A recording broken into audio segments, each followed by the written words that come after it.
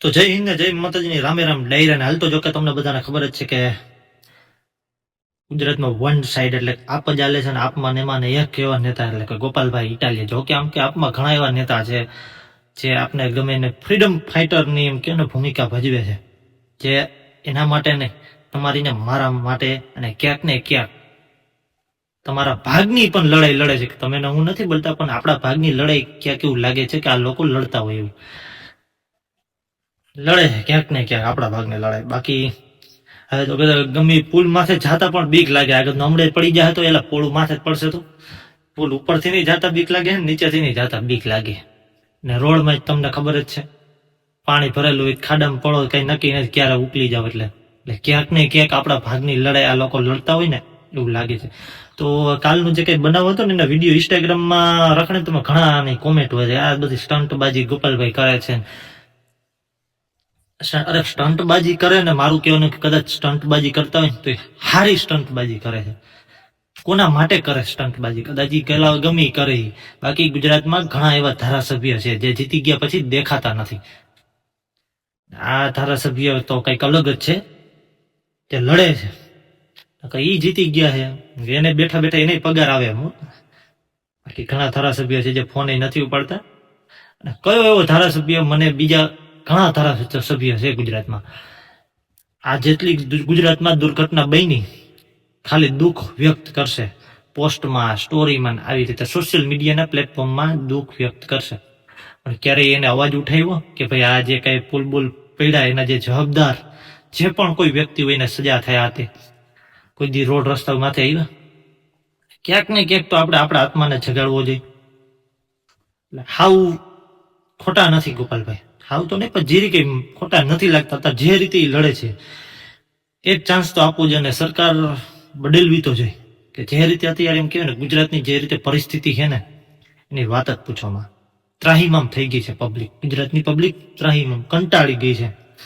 એ રીતે રસ્તા અને પુલ પડી જાય હાલતા, એક વર્ષમાં કંઈક ને કંઈક દુર્ઘટના હોય. હમણાં કંઈક પુલ બન્યા પહેલા કંઈક પડી ગયું, રાજકોટનું કે બાજુ નહોતું ને જરાક ભૂલાઈ ગયું.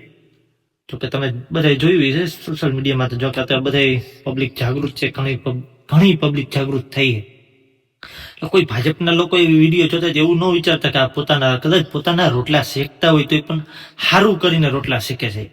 એ તો આપણે જોઈ શકીએ ને. હું ભાજપમાં નથી અને આપમાં નથી, પણ આપણે જોઈ શકીએ કે ભાઈ ના ભાઈ સારું કામ કરીને પોતાના રોટલા શેકે છે, જે કરતા જે કરી.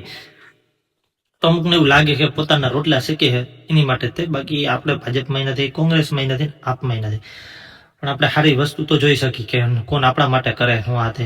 અને એ પાર્ટીમાં ઘણા એવા નેતા જેમ કે યુવરાજસિંહ લઈ લ્યો, એ કોના માટે કરે ભાઈ? કદાચ વિદ્યાર્થીઓના પેપર ફૂટી જાય ને એ કદાચ એ સાનમાં બે જાય તમારી ખોઈને કે ભાઈ આવા બધા મેળા મારે છે, આ પોતાનું કરે, એ છાનામાના બે જાય. તમે વિચાર કરો શું પરિસ્થિતિ ક્યાં પહોંચે.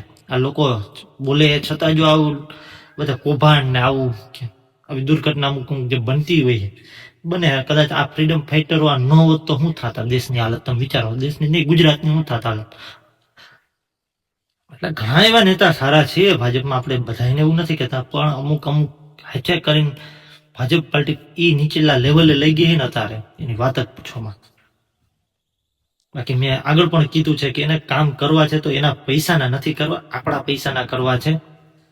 કોઈ એના ઘરના પૈસાના નથી કરવા, આપણા પૈસાના કરવા છે. તો પણ આ લોકો કઈ કરતા નથી. માત્ર ને માત્ર ક્યાંક ઉદઘાટન કરવાનું તો રિબિન કાપવા, કઈક ઉપરનું રિબિન કાપવા જ પોગી જાય.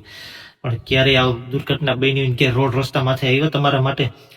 અને આપણે જે ગોપાલભાઈનું જે કાલનું જે હાલે છે ને બહુ સરસ કામ કે જે ગરીબ લોકોનું અનાજ જે ચોરી ગયા, ખાઈ ગયા, જે લોકો અનાજ નથી મળતા, ગરીબ માણસોનો વિચાર તો કરો.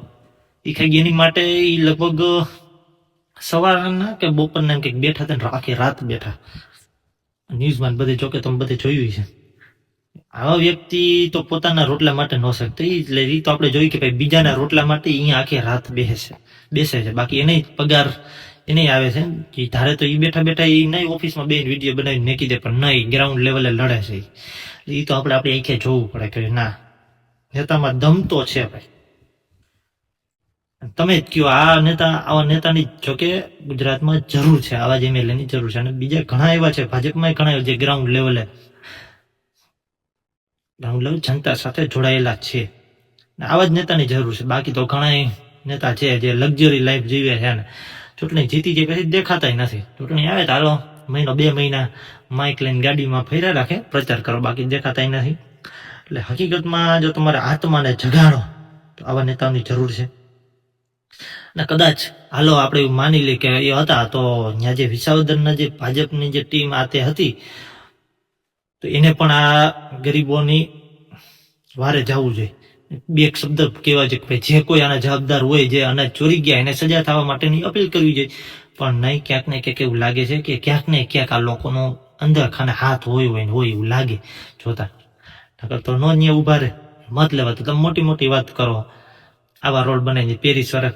અરે ભાઈ યાર, હવે તો યાર આખું ન ખુલે ને તો પછી એવું થયું કે તમે ગુલામ બની ગયા છો. ગુલામ કોઈ પણ પાર્ટીના ન બનવો. સાચું તો યાર તમે તમારી આંખે જોઈ શકો ને. બધાય નેતા નથી, હું હજી જી કહું, બધાય નેતા ખરાબ નથી, પણ અમુક નેતા કેવાય ને હવે કે તમે બધે જોવો જ છો. ક્યાંક ને ક્યાંક હવે નેતાઓને પણ પુલ માથે જવાની બીક લાગે છે. ગમે કે પુલ બને એને બીક લાગે છે કે પડી જાય તો પુલ કઈ જોવાનું નથી કે આ નેતા ભાજપમાં છે કે આપમાં છે, કોંગ્રેસ, એ પડી જ જાય, ગમે એ છે એ પડવાની પડી જ જાય. એટલે હવે સમય આવી ગયો છે, તમારી આત્માને જગાડો. અને આવા નેતા, ઘણા આવા નેતા 27માં આપણે એવું માની કે આ પાર્ટી આવા સારા નેતા આપે કે યુવરાજસિંહ છે, મહિપતસિંહ ચૌહાણ છે, બીજા પણ ઘણા છે સારા નેતા આવે અને ગુજરાતનું કંઈક સારું થાય એવી આશા. અત્યારે તો ફૂલ ફાઇટ આપે છે. ક્યાંક ને ક્યાંક જો આપણે માનવું પડે આપણા ભાગની લડાઈ આ લોકો લડે છે. બાકી આ મહિપતસિંહ છે, યુવરાજસિંહ છે, ગોપાલભાઈ છે, આ બધા એવું માની લે કે ભાઈ એટલે અમને તો આગળ ચડીને આ કે છે ફલાણું. ઈ જો સાનમાના બે જાય તમે વિચાર કરો, આ કોઈ તમારી માટે કોઈ છે અવાજ ઉપાડે એવું? આ લોકો જ બેસી જાય નીચે તો કોઈ બીજું છે તમારી માટે? જે પાર્ટીને તમે મત આપ્યા છે, જે લોકોને તમે મત આપ્યા છે, ભાજપના અમુક નેતાઓ છે તમારી માટે કોઈ એવું ધ્યાનમાં કે જે તમારી માટે અવાજ ઉપાડે એવું? હશે એક બે, પણ એ જે એક બે છે ને એના વિસ્તારમાં તો સારું છે ને એના જનતા સાથે કનેક્ટેડ છે, લાઈવ ટચમાં છે. પણ અમુક જે નેતા તમે લઈ લો, ઘણા એવા તાલુકા છે ને ત્યાં તો જેમ કહેવાય ને હવ 3 વાર જ છે, હાવ 3 વાર છે, કોઈને કઈ પડી નથી. ક્યારે એમ ખાલી તમે કઈક દુર્ઘટના બની જાય એટલે પોસ્ટ ત્યારે જ હોય, તારીખ ને એવું બદલી જાય, એક ત્રણ શબ્દનો થોડુંક એડિટ કરી નાખે, બાકી પોસ્ટ ત્યારે જ હોય સીધી. ચાલો દુઃખ વ્યક્ત કરી દે, ખાલી તારીખ જ બદલાવાની, તારીખ અને સમય બદલી દે, વાત થઈ ગઈ પૂરી. પછી હું જાણે હું કોઈ દી એવો એક અવાજ નથી ઉપાડ્યો કે ભાઈ હાલો છે એને કાં તો હાલો એ પાર્ટી જવાબદાર નથી, પણ જે કઈ અધિકારી છે, કોન્ટ્રાક્ટર, એને તો સજા દેવડાવવા માટે અવાજ ઉપાડવો જોઈએ ને. માર્કેટમાં આવવું જોઈએ ને ક્યાંક. એટલે ક્યાંક ને ક્યાંક આ લોકો હાથ હોય એવું લાગે છે, ક્યાંક ને ક્યાંક અંદર ખાને. તો સાચાને ઓળખતા શીખો, કોઈના ગુલામ ન બનો, કોઈ પણ પાર્ટીના. એટલે આવું એટલું જ વિડીયોમાં કહેવાનું.